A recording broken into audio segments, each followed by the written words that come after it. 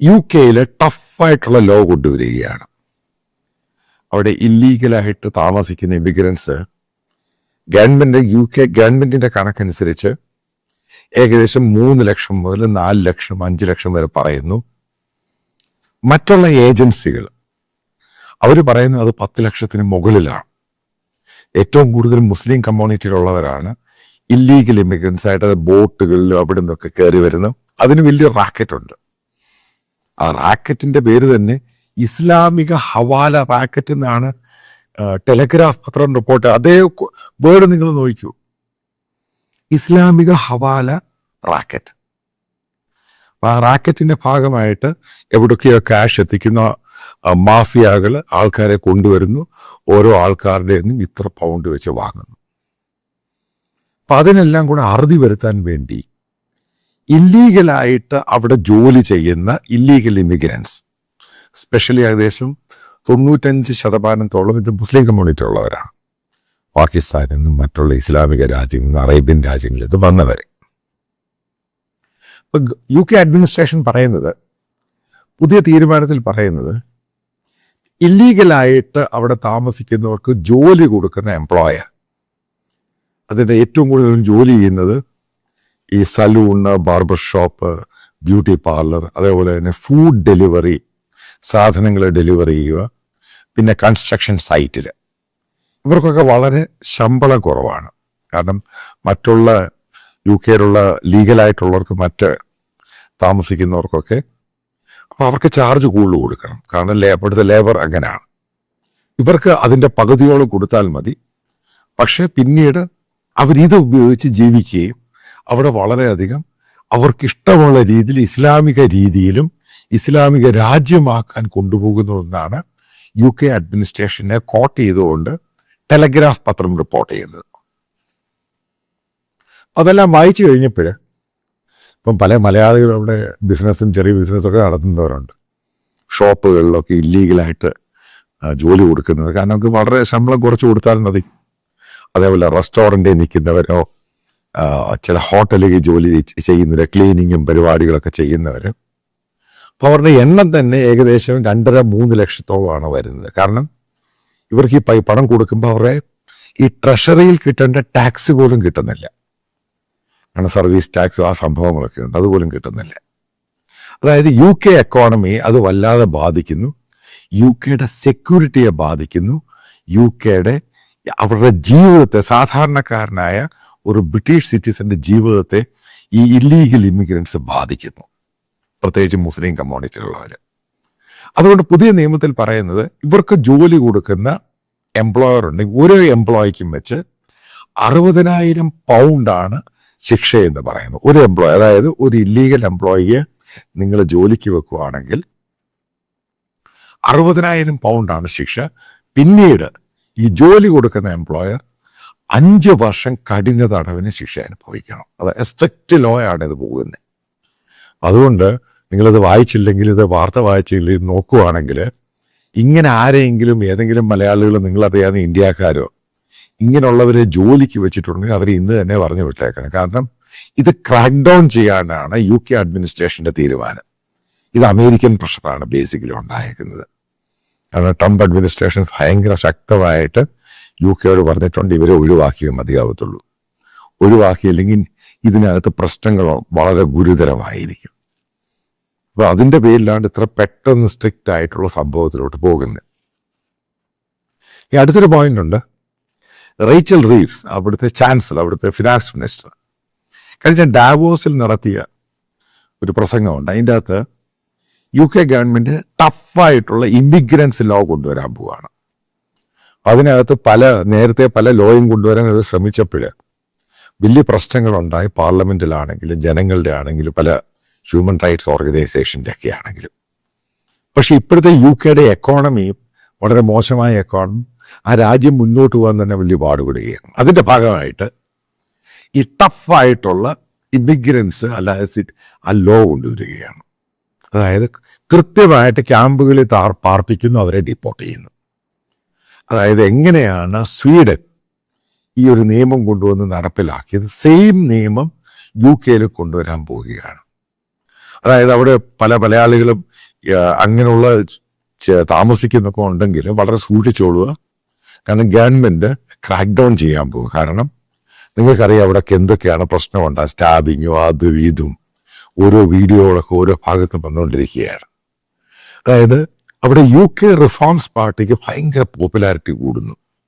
അത് തീവ്ര വലതുപക്ഷമാണ്.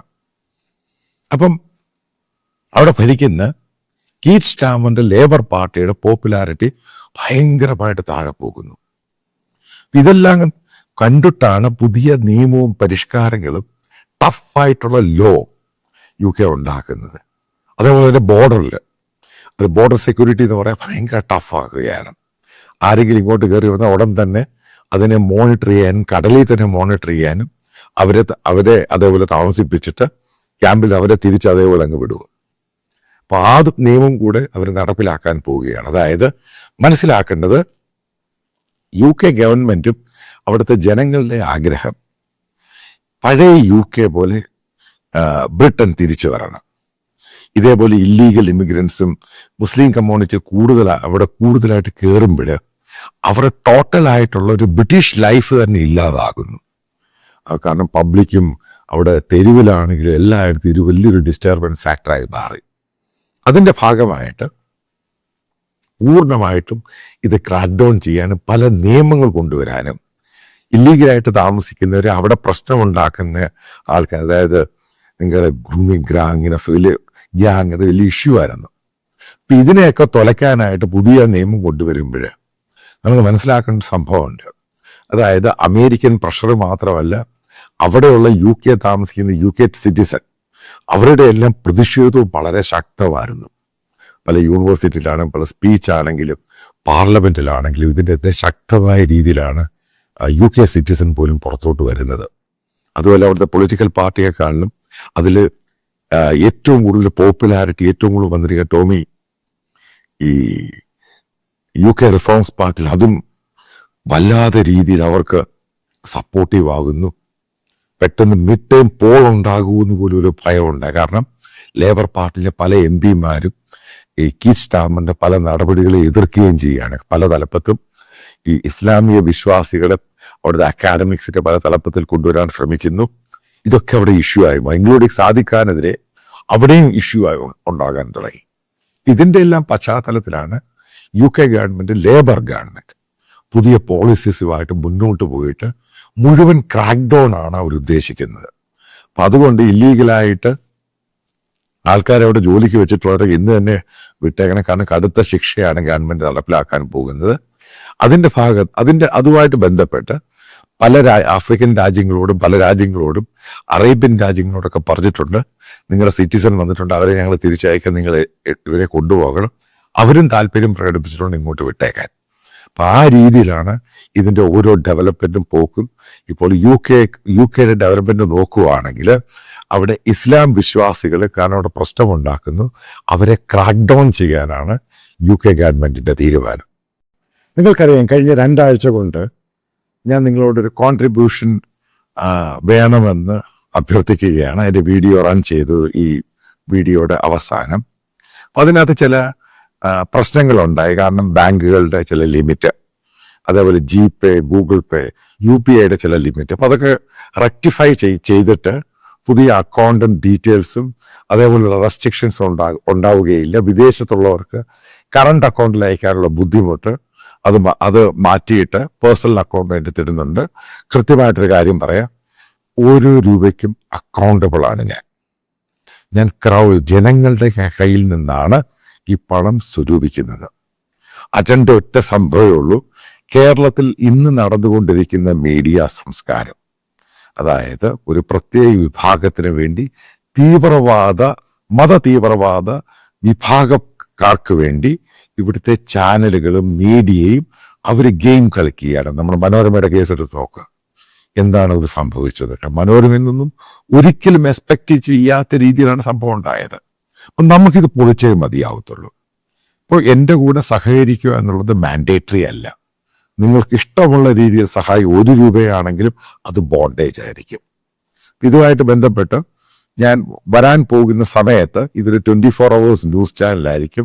National politics, national issues, അതേപോലെ തന്നെ കേരളത്തിൻ്റെ റീജിയണൽ കാര്യങ്ങൾ, ഇന്ത്യയുടെ ഓരോ ഭാഗത്തെയും കാര്യങ്ങൾ, ഇൻ്റർനാഷണൽ ജിയോ പൊളിറ്റിക്സ്. അപ്പം നല്ല കുറച്ച് ആൾക്കാരെ ഞാൻ സെലക്ട് ചെയ്തിട്ടുണ്ട്. അവരൊക്കെ എൻ്റെ കൂടെ ജോയിൻ ചെയ്യാൻ തയ്യാറാണ്. അപ്പോൾ അതുമായിട്ട് ബന്ധപ്പെട്ടാണ് എനിക്കിങ്ങനെ ഒരു ഫിനാൻഷ്യൽ സപ്പോർട്ട്, ക്രൗഡ് ഫണ്ടിങ്. ഒരു സ്പോൺസറും ഇല്ല, ഒരു അഡ്വർടൈസേഴ്സും ഇല്ല, ജനങ്ങളാണ് ഫണ്ട് ചെയ്യുന്നത്. ഉറപ്പായിട്ടും ഇത് കുറച്ച് കഴിയുമ്പോൾ ഇത് വലിയൊരു സംഭവം ഇന്ത്യയിലായിട്ട് മാറും. നിങ്ങൾക്ക് എൻ്റെ എക്സ്പീരിയൻസ് അറിയാം, 10-30 വർഷം ഈ ഫീൽഡിലുള്ള എക്സ്പീരിയൻസ് ആണ്. അപ്പം നല്ല ആൾക്കാർ, നല്ല ടാലൻറ്റഡ് ആയിട്ടുള്ള ആൾക്കാർ, ദേശീയതയുള്ള ആൾക്കാർ ജോയിൻ ചെയ്യാൻ തയ്യാറാണ് മൾട്ടിപ്പിൾ ലാംഗ്വേജിൽ. അതായത് നമ്മൾ മനസ്സിലാക്കുക, വരാൻ പോകുന്ന ദിവസങ്ങളിൽ കേരളത്തിൽ ഈ കാണിക്കുന്ന മീഡിയ സംസ്കാരത്തെ നമ്മൾ പൊളിച്ചടുക്കും ഇതിനെ തോലച്ചയാളായി. അപ്പം നിങ്ങൾ സഹകരിക്കുക. നല്ല ആൾക്കാരുണ്ടെങ്കിൽ തന്നെ, അതായത് ഡെഡിക്കേറ്റഡ് ആയിട്ടുള്ള ആൾക്കാർ എൻ്റെ കൂടെ സർവീസ് ചെയ്യാൻ താല്പര്യമുള്ളവർക്ക്, ജോലി ചെയ്യാൻ താല്പര്യമുള്ളവർക്കും എന്നെ വിവരം അറിയിച്ചാൽ ഞാൻ നിങ്ങളെ ട്രെയിൻ ചെയ്തെടുക്കുന്നതായിരിക്കും. അതായത് ഡെഡിക്കേറ്റഡ് ആയിരിക്കണം, ഇത് പഠിക്കണം, മനസ്സിലാക്കണം, എങ്ങനെ ചെയ്യണം. അതായത് ബന്ധപ്പെട്ട ചില കാര്യങ്ങൾ പറയാം, 1-2 കാര്യങ്ങൾ പറയും. ഇപ്പം നല്ലൊരു റിപ്പോർട്ടിംഗ് ഉണ്ടായി, ഒരു സംഭവത്ത് പോയി റിപ്പോർട്ട് ചെയ്യണം, അതിനുവേണ്ടി ഒരാളെ പറഞ്ഞു വിടുക, ഗ്രൗണ്ട് റിപ്പോർട്ട് ചെയ്യുക, ഇതിനൊക്കെ എക്സ്പെൻസ് ഉണ്ട്. നല്ല റിസർച്ച് ടീം ഉണ്ടാകണം. അപ്പം ഇതിന് പറ്റിയ പഴയ പോലെ ചാനൽ ഇൻഫ്രാസ്ട്രക്ചറിൻ്റെ ആവശ്യമൊന്നുമില്ല. ഇതെങ്ങനെയാണ് എക്സിക്യൂട്ട് ചെയ്തതിന് നല്ല ആൾക്കാരെ എടുക്കണം, നല്ല ടാലൻസിന് പണം കൊടുക്കണം. അതൊരിക്കലും ഫ്രീ ആയിരിക്കത്തില്ല. മോശമായ ടാലൻസിന് അത്രയും പണം കൊടുത്താൽ മതി, നല്ല ടാലൻസിന് പണം കൊടുത്തേ മതിയാവത്തുള്ളൂ. അതാണ് ഇതിൻ്റെ ബേസിക് ഇഷ്യൂ എന്ന് പറയുന്നത്. അപ്പം അങ്ങനെയുള്ളവരെ എടുക്കുക. എനിക്കറിയാവുന്ന പല ടീമംഗങ്ങളുണ്ട് എൻ്റെ കൂടെ, തെഹൽക്കയിലും മറ്റു പല ചാനലുകളിലൊക്കെ വർക്ക് ചെയ്ത് ഹൈലി ടാലൻറ്റഡ് ആയിട്ടുള്ള ആൾക്കാരുണ്ട്. അപ്പം അവരെയൊക്കെ ഒത്തൊരുമിപ്പിച്ച് ഇതിന് പല മൾട്ടിപ്പിൾ ലാംഗ്വേജിൽ കൂടെ ഇത് പോകുമ്പോൾ മാത്രമേ ഇതിൻ്റെ ഒബ്ജക്റ്റീവ് എന്തുവാന്ന് നമുക്ക് മനസ്സിലാവത്തുള്ളൂ. അപ്പോൾ സഹകരിക്കുന്നതിന് വളരെ നന്ദി. ഫർദർ നിങ്ങളുടെ എല്ലാ സഹകരണം ഇതിൻ്റെ കൂടെ ഉണ്ടാകുമെന്ന് പൂർണ്ണമായിട്ടും വളരെ സ്നേഹത്തോടു കൂടെ പ്രതീക്ഷിക്കുന്നു.